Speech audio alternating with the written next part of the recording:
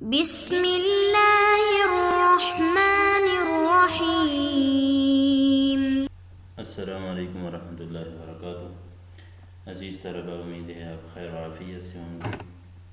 آج کا ہمارا سبق حروف سبع سے متعلق ہے، جس کو احرف سبع بھی کہا جاتا ہے، اور ایک حدیث میں جناب نبی کریم صلی اللہ علیہ وسلم کا ارشاد گرامی ہے، ان ھذا القرآن انزل علی سبعۃ احرف، یہ قرآن 7 حروف پہ نازل کیا گیا ہے۔ تو آئیے آج کے لیکچر میں دیکھتے ہیں کہ حروف سبع کا کیا مطلب ہے۔ سب سے پہلے یہ دیکھتے ہیں کہ آج کے اس لیکچر میں ہم کن اہم امور پر گفتگو کریں گے، کون سی اہم باتیں ہیں جن کو آج ہم ذکر کریں گے۔ پہلی بات تعارف ہے، حروف سبع کا تعارف پیش کیا جائے گا۔ حروف سبع کا لغوی کیا معنی ہے، اصطلاحی کیا معنی ہے، لغوی تعریف کیا ہے، اصطلاحی تعریف کیا ہے، اس پر گفتگو ہوگی۔ دوسری اہم بات سبع حروف کی دلیل، یعنی کس دلیل کے تحت حروف سبع کو لایا گیا ہے، تو یہ بھی ہم ذکر کریں گے۔ سبع حروف کا مقصد کیا ہے، یعنی حروف سبع کا مقصد کیا ہے، اس پر بھی ہم انشاءاللہ تفصیل سے گفتگو کریں گے۔ تو آئیے سب سے پہلے ہم اس کا تعارف پیش کرتے ہیں۔ تعارف میں جیسا کہ میں نے عرض کیا کہ اس کے ہم لغوی معنی بتائیں گے، 2-3 اس کی لغوی معنی ہیں، اور اس کے بعد ہم اس کی اصطلاحی تعریف ذکر کریں گے۔ چنانچہ علماء نے لکھا ہے کہ لفظ حرف، یہ حروف چونکہ حرف کی جمع ہے، اس لیے اس کا ہم لغوی معنی جب بتاتے ہیں تو لفظ حرف بولتے ہیں۔ تو علماء نے لکھا ہے کہ لفظ حرف یا تو حرف ہجا کو کہتے ہیں، حرف ہجا جس طرح کہ ہم حروف تہجی کہتے ہیں، الف با تا ثا جیم، یا پھر لغت کو کہتے ہیں، یعنی حرف لغت کے معنی میں بھی آ جاتا ہے، جیسے کہ حرف قریش یا حرف حذیل کہا جاتا ہے، اور حرف قریش یا حرف حذیل سے مراد لغت قریش یا لغت حذیل ہے، یہ اس کا ایک معنی ہے۔ اسی طرح اس سے مراد شے کا کنارہ، یعنی کسی چیز کے کنارے پر بھی حرف کا اطلاق کیا جا سکتا ہے۔ کسی شے کا کنارہ اس کی دھار یا پہلو بھی ہے۔ حدیث شریف میں ہے فجاء عصفور فوقع على حرف السفینة فنقر نقرة، ایک چڑیا آئی اور وہ سفینہ کے کنارے پر بیٹھ گئی تو اس نے چونچ سے ایک سوراخ کھودا۔ تو اب یہاں پر حرف سفینہ میں حرف کا معنی کنارہ کیا گیا ہے، تو حرف سے مراد یا تو حرف ہجا ہے یا لغت کو کہتے ہیں، اسی طرح کنارے کو بھی کہا جاتا ہے۔ اسی طرح قرآن کریم میں بھی اسی معنی میں حرف مستعمل ہوا ہے، چنانچہ اللہ سبحانہ وتعالی کا ارشاد ہے اعوذ باللہ من الشیطان الرجیم ومن الناس من یعبد اللہ علی حرف، یہاں پر حرف کا لفظ استعمال ہوا ہے۔ لوگوں میں کچھ اللہ کی عبادت پہلو پر کرتے ہیں، یعنی خوش ہوئی تو بھول گئے، تکلیف ہوئی تو یاد آئی، تو یہاں پر حرف کی معنی پہلو کیا گیا ہے۔ تو اسی طرح حرف کی کچھ اور معنی بھی ہے، جیسے کہ یہاں پر قراءت کی قسم کو بھی حرف کہا جاتا ہے، جیسے حرف ابن مسعود، یعنی ان کی قراءت ابن مسعود، تو حرف کا اطلاق قراءت پر بھی ہوتا ہے۔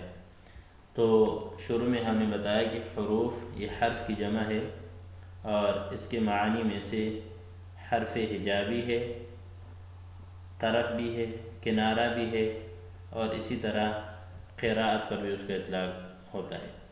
یہ تو حروف کی لغوی تشریح ہوئی۔ اب ہم آتے ہیں سبع پہ، حروف سبع یا سبع حروف۔ رہا لفظ سبع، یہ عدد ہے جو 6 اور 8 کے درمیان ہوتا ہے۔ 6 کے بعد اور 8 سے پہلے جو عدد آتا ہے اس کو عربی میں سبع کہا جاتا ہے، 7۔ مگر عربی میں کبھی اس کی اکائیوں سے مراد مبالغہ بھی ہوتا ہے، یعنی سبع سے مراد وہ 7واں ہندسہ مراد نہیں ہوتا، بلکہ مراد مبالغہ ہوتا ہے۔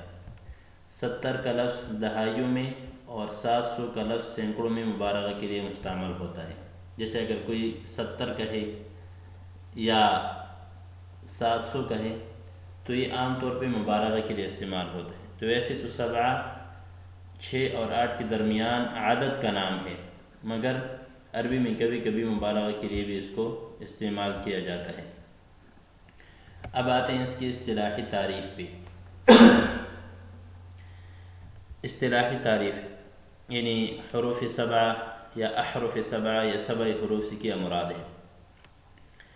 اس سے مراد قرآن کریم کے قراءت کا وہ انداز ہے جس میں لفظ کو پڑھنے کے ساتھ مختلف صورتیں پیدا ہوں، یعنی ایک لفظ آپ پڑھتے ہیں اور اس میں 7 مختلف صورتیں پیدا ہو جاتی ہیں، اس سے حروف سبع کہا جاتا ہے۔ یعنی قرآن مجید کی بعض حروف کی ادائیگی اگر قریشی لہجہ میں مشکل ہو تو بصورت مجبوری اسے کسی اور عربی لہجے میں یوں ادا کیا جائے کہ حروف بدل جائے مگر معنی نہ بدلے۔ یہ مطلب ہے حروف سبع کا۔ قرآن کو اگر آپ ایک لہجے میں آپ کے لیے پڑھنا مشکل ہے تو دوسری لہجے میں پڑھیں، حروف تو بدل جائیں گے لیکن شرط یہ ہے کہ معنی نہ بدلے، معنی وہی رہے۔ اس کے بعد ہے سبع حروف کی دلیل۔ یہ بھی ہم نے کہا تھا کہ دوسری اہم بات ہے سبع حروف کی دلیل۔ امام بخاری رحمہ اللہ تعالیٰ نے اپنی صحیح میں یعنی صحیح بخاری میں اس آیت فَاقْرَؤُوا مَا تَيَسَّرَ مِنْهُ پر یہی عنوان باندھ کر حروف سبع کی دلیل یہ حدیث دی ہے۔ فَاقْرَؤُوا مَا تَيَسَّرَ سے پہلے امام بخاری رحمۃ اللہ علیہ نے حروف سبع کی دلیل یہ ذکر کی ہے، إِنَّ هَذَا الْقُرْآنَ أُنزِلَ عَلَى 7 أَحْرُفٍ فَاقْرَؤُوا مَا تَيَسَّرَ مِنْهُ۔ إِنَّ هَذَا الْقُرْآنَ أُنزِلَ عَلَى 7 أَحْرُفٍ فَاقْرَؤُوا مَا تَيَسَّرَ مِنْهُ۔ یہ قرآن 7 حروف میں نازل ہوا ہے تو جو بھی تمہیں آسان لگے اسے پڑھو۔ امام ابن حجر اس کی شرح میں لکھتے ہیں حدیث میں جو آسانی مراد ہے وہ آسانی آیت والی نہیں، یعنی حدیث میں جو آیا ہے إِنَّ هَذَا الْقُرْآنَ أُنزِلَ عَلَى 7 أَحْرُفٍ فَاقْرَؤُوا مَا تَيَسَّرَ مِنْهُ، کیونکہ آیت میں آسانی سے مراد اس کی قلت و کثرت ہے۔ فَاقْرَؤُوا مَا تَيَسَّرَ مِنْهُ یہاں پر قلت اور کثرت مراد ہے، اور حدیث میں آسانی سے مراد وہ ہے جو قاری قرآن کو مستحضر یعنی یاد ہو۔ حدیث میں آسانی سے مراد ہے کہ جو لہجہ آپ کو یاد ہو اسی میں پڑھیں۔ اسی طرح آیت میں کمیت اور حدیث میں کیفیت مراد ہے۔ یہ امام ابن حجر رحمۃ اللہ علیہ نے بڑی اچھی وضاحت کی ہے کہ حدیث میں جو فَاقْرَؤُوا مَا تَيَسَّرَ مِنْهُ کا وہ الفاظ آئے ہیں وہاں پر مراد یہ ہے کہ جو قاری قرآن کو مستحضر ہو، یعنی جو لہجہ اس کے لیے یاد ہو اسی میں پڑھے، اور جو قرآن مجید کی آیت ہے اس میں قلت اور کثرت مراد ہے، لہذا آیت میں کمیت اور حدیث میں کیفیت مراد ہے۔ حروف سبع کا مقصد یعنی اس کا مقصد یہ ہے، احادیث تو بہت ہی زیادہ ہیں۔ قرآن کو سبع حروف پر نازل کرنے کا مقصد امت کے لیے آسانی پیدا کرنا تھا، چنانچہ آپ صلی اللہ علیہ وسلم نے فرمایا مجھے جبریل امین نے قرآن مجید ایک حرف کے مطابق پڑھایا، میں ان سے مزید حروف کی درخواست کرتا رہا، وہ بھی اللہ کے حکم سے مجھے مزید اجازت دیتے رہے یہاں تک کہ وہ 7 حروف تک رک گئے۔ یہ مسلم شریف کی روایت ہے۔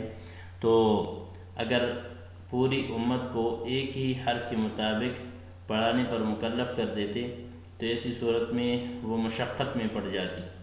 تو قرآن کو سبع حروف پر نازل کرنے کا مقصد امت کے لیے آسانی پیدا کرنا تھا، اور وہ آسانی یقیناً اس حدیث سے بھی معلوم ہو رہی ہے جو جبریل امین کی حدیث ہے کہ آپ صلی اللہ علیہ وسلم نے فرمایا کہ مجھے تو ایک حرف کے مطابق پڑھایا لیکن میں نے مزید مطالبہ کیا یہاں تک کہ وہ 7 حروف تک رک گئے۔ اس کی وضاحت کرتے ہوئے امام ابن شہاب زہری فرماتے ہیں بلغنی ان تلک السبعۃ الاحرف انما هي في الامر الذي يكون واحدا لا يختلف في حلال ولا حرام۔ ابن شہاب زہری رحمۃ اللہ علیہ فرماتے ہیں کہ مجھے یہ بات پہنچی ہے کہ 7 حروف وہ ہیں جو کسی معاملے میں ایک ہی حکم دیتے ہوں، جو حلال و حرام میں اختلاف نہیں کرتے، یعنی حکم ایک ہی ہو، جو حلال ہے تو وہ حلال ہے، جو حرام ہے تو وہ حرام ہے، لیکن صرف حروف بدل جاتے ہیں، معنی نہیں بدلتے۔ تو ناظرین، آج کے لیکچر میں ہم نے 3 بنیادی باتوں پر گفتگو کی ہے۔ ایک تو تعارف، یعنی حروف حرف کی جمع ہے، اور اس میں ہم نے اس کی لغوی تشریح کی اور اس کی 4 معنی بتائے کہ لغتاً حرف کے 3-4 معنی آتے ہیں، پھر اس کی اصطلاحی تعریف بھی بتا دی۔ اس کے بعد 7 حروف کی دلیل ذکر کی۔ امام بخاری رحمۃ اللہ علیہ نے جو روایت ذکر کی ہے ان ھذا القرآن انزل علی 7 احرف، اور آخر میں حروف 7 کا مقصد بھی واضح کیا کہ حروف 7 کا مقصد یہ ہے کہ امت کے لیے آسانی ہو۔ اگر امت کو ہم مجبور کرتے کہ ایک ہی حرف پر آپ نے قرآن مجید کو پڑھنا ہے تو ایسی صورت میں یہ ان کے لیے ایک مشکل بات تھی، وہ مشقت میں پڑ جاتے، لیکن حروف 7 سے آسانی پیدا ہو گئی۔ تو آگے انشاءاللہ ہم اس کی مزید حروف 7 کی مراد کیا ہے اور اس میں علماء کرام کی کتنے اقوال ہے، اس پر ہم اگلے لیکچر میں انشاءاللہ تفصیل سے گفتگو کریں گے، اور اس میں بہت سارے اقوال ہے، لیکن ہم 6 اقوال ذکر کریں گے کہ حروف 7 سے کیا مراد ہے۔ ان 6 اقوال سے بات مکمل طور پر واضح ہو جائے گی۔ امید ہے آپ کو آج کا یہ لیکچر سمجھ آیا ہوگا۔ انشاءاللہ اگلے لیکچر میں اقوال پر گفتگو ہوگی۔ جزاکم اللہ خیر۔ السلام علیکم ورحمۃ اللہ وبرکاتہ۔